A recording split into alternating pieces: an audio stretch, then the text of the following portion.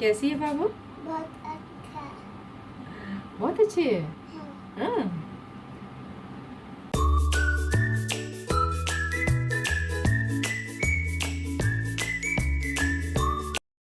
करत करत अभ्यास ते जरमती होत सुजान, तसरी आवत जाते सिल पे परत निशान।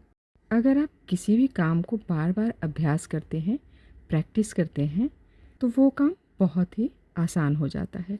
जिस तरह की पत्थर पे भी बार बार रस्सी खींचती है ना, तो उस पे निशान पड़ जाता है। हेलो जी, सुबह सुबह के राम राम आप सबको। तो मेरी यहाँ पे सुबह हो चुकी है और मैं यहाँ पे नहा करके रेडी हो चुकी हूँ अपने पूजा घर में जाने के लिए। पूजा हो गई है, आ गई हूँ यहाँ पे रसोई घर में। नाश्ता बना लिया है, आज बनाया है चीला, और नाश्ता करके मैं यहाँ पे लंच की तैयारी कर रही हूँ। तो आलू मटर की सब्जी की तैयारी मैंने यहाँ पे कर दी है। अब मैंने सोचा कि गर्मी बहुत है, तो आज मैं थोड़ा सूट जल्दी कर लेती हूँ, क्योंकि इतनी गर्मी में सूट करना बहुत ही ज़्यादा मुश्किल हो रहा है। तो इसलिए मैंने आज सूट किया है गर्मी के मतलब गर्मी को ध्यान में रखते हुए सत्तू का शरबत, लेकिन थोड़ा सा अलग तरीके से मैंने किया है। इससे पहले भी मैंने सत्तू का शरबत बनाया है, लेकिन वो थोड़ा सा सिंपल तरीके से है। आज जो मैं बना रही हूँ ना, इसमें मैंने यहाँ पे अलसी यानी कि फ्लैक्सीड को भून करके और इसका पाउडर मैंने इसमें मिलाया है, और इसे मैंने ना आज छाछ के साथ बनाया है, क्योंकि छाछ गर्मियों में हर इंसान को लेना चाहिए, जिससे कि हमारा पेट, हमारा बॉडी, हमारा दिमाग सब कुछ बहुत ठंडा रहता है, और ये सारी चीज़ें ना लू से भी हमें बचाता है। और फ्लैक्सीड का भी मतलब अलसी का भी की भी तासीर बहुत ठंडी होती है। हमारे यहाँ अलसी को तीसी बोला जाता है, और ये बहुत ज़्यादा क्वांटिटी में खेतों में होता है, और इसे भून करके लोग गर्मियों में पीस करके रखते हैं चावल के साथ में, या फिर रोटी के साथ में, छाछ के साथ में घोल करके इसे पीते हैं। तो यहाँ पे मैंने यहाँ इसे सत्तू के साथ आज घोला है, और ये डाल देने से ना आपके सत्तू का स्वाद इतना ज़्यादा, सत्तू वाले शरबत का स्वाद इतना ज़्यादा बढ़ जाता है, और मतलब और इसकी जो क्वालिटी है वो तो और भी ज़्यादा बढ़ जाती है। जो इसमें फ़ायदे वाली चीज़ें हैं वो हम अगर अलसी डाल देते हैं तो और भी ज़्यादा इसका फ़ायदा बढ़ जाता है।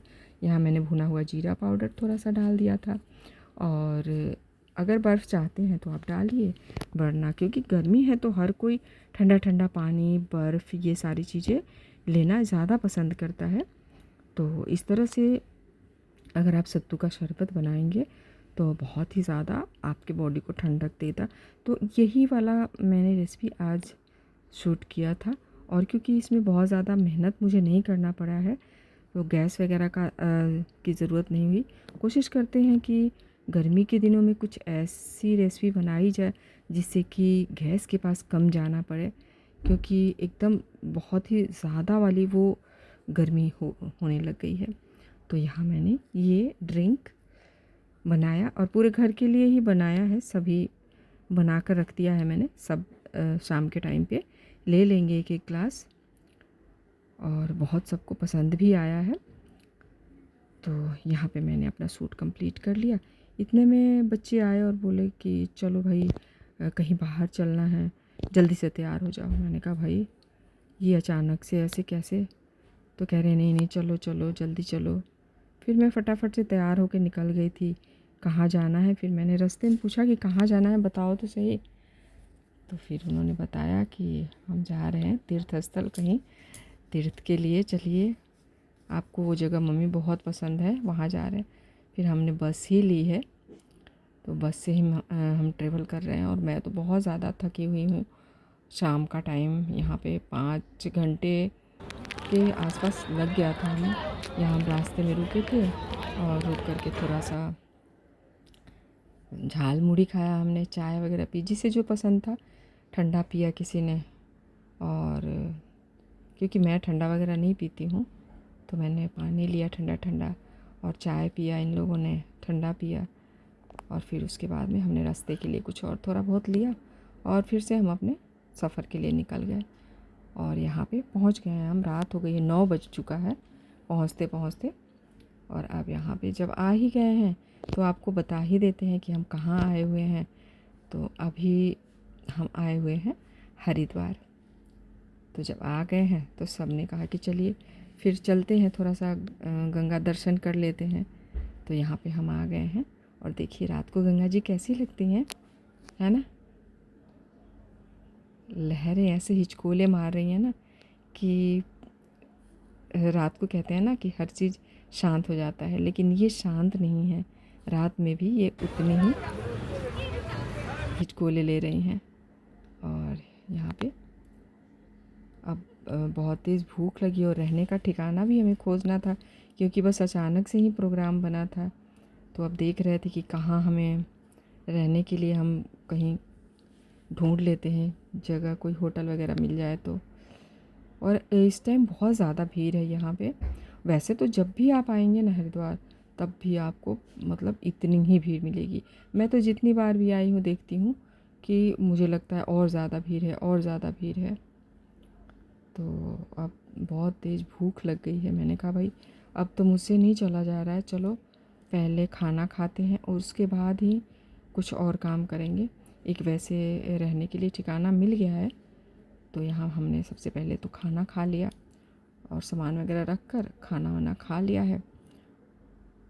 और खाना खा करके चलिए जहाँ पे हम रुके हुए हैं वहाँ अब चलते हैं। और इस समय 11:30 हो गए हैं रात में, और क्योंकि पूरे दिन की मैं थकी हुई हूँ और ये हमें रहने का ठिकाना मिला है, अच्छा है, ठीक है।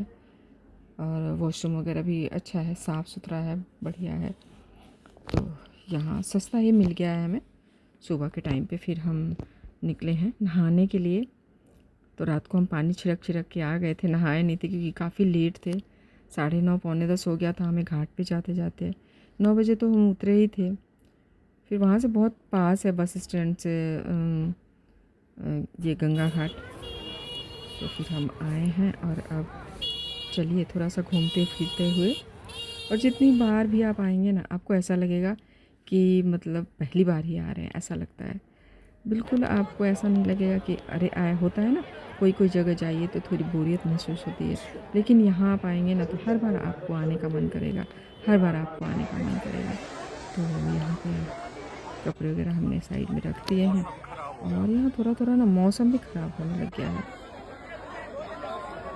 तो हम यहाँ पे अब नहा लेते हैं।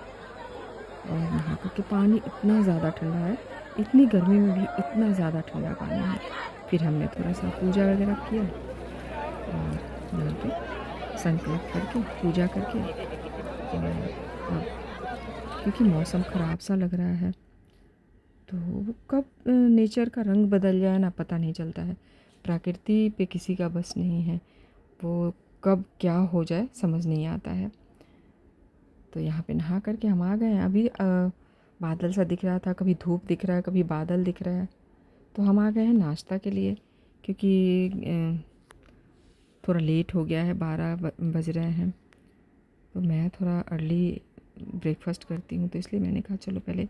और आप देख सकते हैं बादल कैसा ऐसा लग रहा है जैसे कि तूफ़ान आने वाला है।